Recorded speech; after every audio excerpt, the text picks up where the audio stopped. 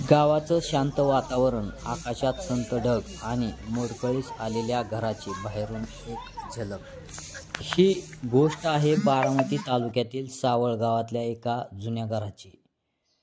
घर जे फारसं बोलत नाही, पण त्यांच्या भिंतीला, जमिनीला आणि त्या घरात राहणाऱ्या 2 जीवांना खूप काही सांगायचं आहे.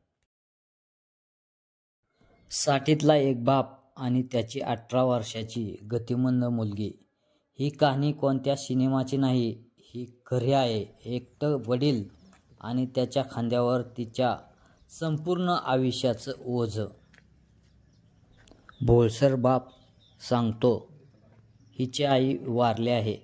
काय सांगायचं असेल तर ते मी समजून घेतो. मला काही झालं तर हिला कोण बघणार हेच मला समजत नाही. त्या बापाच्या डोळ्यात भीती नाही, तर फक्त काळजी आहे. त्याच्या मृत्यूपेक्षा त्याला भीती आहे, माझ्या मुलीचं पुढे काय. ही मुलगी बोलत नाही, हसत नाही, काही मागत नाही, पण तिच्या भविष्यासाठी तिचा बाप रोज देवाकडे हात जोडतोय. या दोघांसाठी आम्ही जेवढं शक्य होईल तेवढी मदत करतोयच, पण कायमची सोय हवीच, असं या ठिकाणी स्थानिक नागरिक सांगत आहेत. ते रोज MIDC मध्ये जातात, मोलमजुरी किंवा हमाली करतात. त्यातून ते जे पैसे येतील त्याचा वडापाव आणतात, ते 2 जण खातात किंवा शेजारी मागण्यासाठी येतात. पण शेजारी पाजारी रोज सगळेजण कामालाही जातात. त्याच्यामुळे पण दिवसभर घरी कोणी नसतं, त्याच्यामुळे पण त्या मुलीला कोणी देऊ शकत नाही. आम्ही फक्त एक वेळचं जेवण आली मागायला तर देतो. पण मला असं वाटतं की तिचा सामाजिक संस्थांनी कोणीतरी पुढाकार घ्यावा आणि तिची चांगली देखभाल व्हावी, यासाठी तिचा सांभाळ होईल, की जेणेकरून तिचं वडिलांच्या नंतर पण तिचं आयुष्य चांगलं सुरळीत होईल. म्हणजे सामाजिक संस्थांनी जर पुढाकार घेतला तर तिला व्यवस्थित जीवन जगता येईल. आता खरं बघितलं तर बऱ्याच दिवसापासून ह्यांची म्हणजे भरपूर दिवसापासून ह्यांची परिस्थिती एकदम हलाखीची आहे. आणि त्यांची पत्नीसुद्धा काही वर्षापूर्वी म्हणजे अल्पशा आजार त्यांना जडला गेला आणि त्या आजारात ह्यांची परिस्थिती हलाखीची असल्यामुळं त्यांना कुठल्या प्रकारचे ट्रीटमेंट करता आली नाही किंवा काही म्हणजे देखभाल करता आली नाही. आणि अशा परिस्थितीतून असताना ती पत्नी त्यांची एक्सपायर झाली. आणि झाल्यानंतर त्याच्यामध्ये ही 2 जण कुटुंबात राहिल्यानंतर आता हा जे आहे म्हणजे सुरेश विरकर जे आहेत, हे बारामतीमध्ये किंवा कुठं म्हणजे खेड्यागावामध्ये कुठं ज्यांना ज्या पद्धतीचं काम मिळत, मोलमजुरी मिळेल किंवा हमाली काम करतात, अशा पद्धतीची कामं करून त्यांची उपजीविका भागवण्याचं काम त्यांचं सध्याचं चालू आहे. पण त्यातून बी त्यांना पुरेसा मोबदला कोणी देत नाही, कारण त्यांची जी भोळसार स्वभाव आहे, ह्या भोळसार स्वभावाचा फायदा अनेक जण घेतात. आणि ह्याच्यामुळं काय होतं की त्यांना त्या पद्धतीचा मोबदला न दिल्यामुळं त्यांची उपजीविका किंवा त्यांच्या मुलीची पण परिस्थिती एकदम, जी मुलगी आहे तिची एकदम परिस्थिती गंभीर आहे. म्हणजे ती गतिमंदच आहे ती मुलगी. तिला काय म्हणजे समजत नाही, आता एक बोलल, थोड्या वेळाने एक बोलल, म्हणजे अशी परिस्थिती आहे. आणि तशा परिस्थितीत असताना सुद्धा हे काय करतात, जेवढं पैसे मिळतील किंवा जे काय कोणी देईल किंवा कोणी मागायला गेलं तर मागायला सुद्धा जातात. एकाच्या दारामध्ये शेजारी पाजारी आमच्या इथं सुद्धा येतात. ते जर दिलं तर मग संध्याकाळी त्यांना ते अन्न पाणी मिळतंय, नाही तर मग ते येतानाच हमाली करून मोलमजुरी करून ते वडापाव वगैरे आणून अशा पद्धतीचे त्यांचं घरकुटुंबाचं चालतं. आणि ते इथं येऊन त्या मुलीला खाया पिला घालतात आणि सकाळी उठून तो त्यांच्या कामावरती जातो. ही अशी परिस्थिती त्यांची आहे. आम्ही शेजारी राहतो म्हणून मुलीचे वडील MIDC मध्ये जातात, कष्टपाणी करतात, हमाली करतात. त्यातून काय पैसे मिळतील त्यातून वडापाव घेऊन येतात, 2 खातात, शेजारी पाजारी जेवण देतात, कुणी घरी आणून देतं. मुलगी मागाय जाते 3-4 वेळा, त्यातून ते त्यांचे पोट भागवतात. त्याचे वडील घरी असतात का? तिचे वडील 8 दिवस घरी नसतात. मुलगी एकटी राहते, तिचा विचार करत नाही. तो जातो कुठं, मी चाललो मामाकडे, मी चाललो कुठे, असं करून जातो. ते बोळसर असल्यामुळे ते बी विचार करत नाही मुलीचा, त्यामुळे ते बाहेर जातं. मग ते काय मुलीला काय, मुलगी काय खाईन, काय उपाशी राहते का कुठून आणते, ह्याचा विचार करत नाही तो. त्याचे वडील नसताना मग तुम्ही लक्ष देता का त्याच्यामुळे मुलगी 4-4 वेळा अशी मागाय जाते किंवा शेजारी पाजारी देतात आणून घरी. कुणी पुरीला बघून, तिची अवस्था बघून, पोरगी झोपलेली असते उपाशी तर उपाशी, मग तिला जेवण कोण देणार म्हणून कुणी बघितलं तर मग ती घरी आणून देतो कोण, असा विषय होतो तिचा. तुम्ही सामाजिक कार्यकर्ता म्हणून त्यांच्याकडे तुम्ही म्हणजे त्या मुलीचं देखभाल करायला तुम्ही कशी माहिती झाली हे कुटुंब अशा अवस्थेत राहतंय? सुरेश विरकर MIDCमध्ये माझं स्नॅक सेंटर आहे, सोन स्नॅक सेंटर. माझ्या दुकाना शेजारी एक जगतापांचं किराणा मालचं दुकान आहे. तर दिवसातनं साधारणतः त्याला एक 50-100 रुपये मिळतात माझ्या माहितीनुसार. त्या टायमिंगला तो रोज संध्याकाळी घरी जाताना किंवा दुपारी घरी जाताना रोज 1-2 वडापाव घेऊन जायचा. मी त्याला म्हणलं, मुलांना कशाला रोज वडापाव चारतो तो म्हणाला, माझी परिस्थिती तुम्हाला माहीत नाही, सांगू का तुम्हाला वेळ असेल? म्हणलं सांग.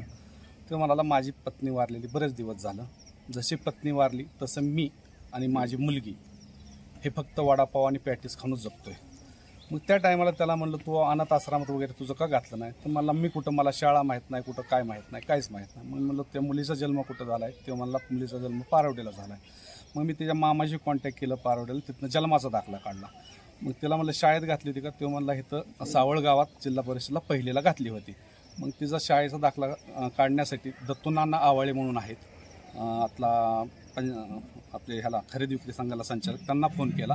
नाना म्हणलं, त्या मुलीचा दाखला असा मला काढून द्या. मग दत्तूनाना आवाळेंनी मला त्याचा दाखला काढून दिला. आता मी म्हणलं, तिचं आधार कार्ड काढून घ्यावं आणि मतमंदाचा दाखला काढून घ्यावं.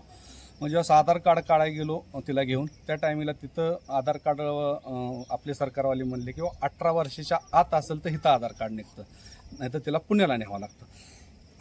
आणि आधार कार्ड असल्याशिवाय मतमंदाचा दाखला तिचा निघत नव्हता. मग ती मतमंदाचा दाखला काढायचं मेडिकल कॉलेजला घेऊन गेलो मी. सर म्हणले, तिच्या वडिलाचा आधार कार्ड आहे, मतदान कार्ड आहे आणि हिचं फक्त शाळा सोडलेला दाखलाही आहे, फोटो आहे. ते म्हणाले, सगळं तुमच्यापाशी आहे, एवढ्यात सुद्धा देऊ शकतो आम्ही, पण आता सध्या आमच्याकडे तिची जी मतमंद आहे तिची जी चाचणी घ्यावी लागते, ती चाचणी घेण्याकरता तिच्या घरातलं कोणतरी असं शहाणं माणूस पाहिजे की सांगणारं की बाबा ती जन्म तिचा कसा झाला, सिझर झालं का, जन्मताना तिला त्रास झाला का, हे सगळं ते माहिती विचारत होते. मग त्याच्यानंतर मी बऱ्याचशा अनाथ आश्रमात, म्हणजे करमाळ्याला असो किंवा बारामतीत एक 4-5 अनाथ आश्रम तिथं फोन केले किंवा आपले सुप्याला फोन केले. ते म्हणाले, आम्ही ॲडमिशन देतो तिला, पण ते म्हणाले की बाबा रहिवाशी शाळा म्हणून देणार नाही, येऊन जाऊन तिने केलं पाहिजे. आता मला तिची येऊन जाऊन करायची परिस्थिती नाही. मग मी परत बऱ्याचशा ह्यांना शाळेंना फोन केले, काय असेल तुमचं डोनेशन वर्षाचं काय 20-25 हजार रुपये असेल ते मी भरतो दरवर्षी, पण तिला ॲडमिशन द्या. पण कुठंच काय तिचं एकतर मतमंदाचा दाखला निघत नाही. काही सरकारी शाळा आहे शिरोडला, तिथं चौकशी केली, ती म्हणाली तिचं मतमंदी किती टक्के आहे ते आम्हाला कळाल्यानंतर आम्ही ॲडमिशन देऊ. पण तिचा दाखलाच न निघल्यामुळं आम्ही पुढं काय करू शकलो नाही. मग जेवढं काय आम्हाला करता येतं, तिला कपडे घेऊन दे किंवा जेवणाचा डबा दे, एवढं करू शकतो, पण रोज काय करू शकत नाही. पण तिच्या वडिलाचं वय पाहता माझं एवढंच अनाथ आश्रम मोठे आहेत किंवा सहकारीमधले आहेत नाही का, गव्हर्नमेंटचे आहेत, त्यांनी त्या मुलीला कुठं ना कुठं एक आश्रय द्यावा का, की बाप माझ्या हिशोबाने तिच्या आयुष्याला पुरणार नाही. वडील एक तिचे 5-10 वर्षे तिचा अजून सांभाळ करू शकतात, 5-10 वर्षे वडापाव चारून, पण तिथून पुढं करू शकणार नाही. मुलीचं वय तर 18 आहे. तिचं जे काय आयुष्य आहे ते तिचं चांगलं जावं, ह्याच हेतूने आम्ही सगळीजण गावातली ग्रामस्थ म्हणा, पोलीस पाटील म्हणा, सगळीजण प्रयत्न करतोय. एखाद्या संस्थेने पुढाकार घेऊन तिचं आयुष्याचं काहीतरी चांगलं व्हावं ह्या हेतूने प्रयत्न करावे, एवढीच आमची विनंती आहे. आज या बापाला आणि मुलीला गरज आहे फक्त सहवेदनेची नाही तर कृतीची. सामाजिक संस्था, शासकीय योजनांचा लाभ, वृद्धाश्रमासारखी सुरक्षित व्यवस्था, काहीतरी ठोस करण्याची हीच वेळ आहे. ज्याचं आज आयुष्य अडखळतंय त्याचं उद्याचं आयुष्य सावरणं ही फक्त सरकारचीच नाही तर आपली ही जबाबदारी आहे. बारामती तालुक्यातील सावळ गावातील या बाप मुलीची कहाणी आपल्यापर्यंत पोहोचवली आहे. आता प्रश्न आहे, स्थानिक सामाजिक संस्थेची संपर्क साधा किंवा तुमच्या भागातील काही आश्रमशाळा असतील तर त्या आश्रमशाळात त्यांना दाखल होण्यासाठी मदत करा. हीच खरी पुण्य असणार आहे.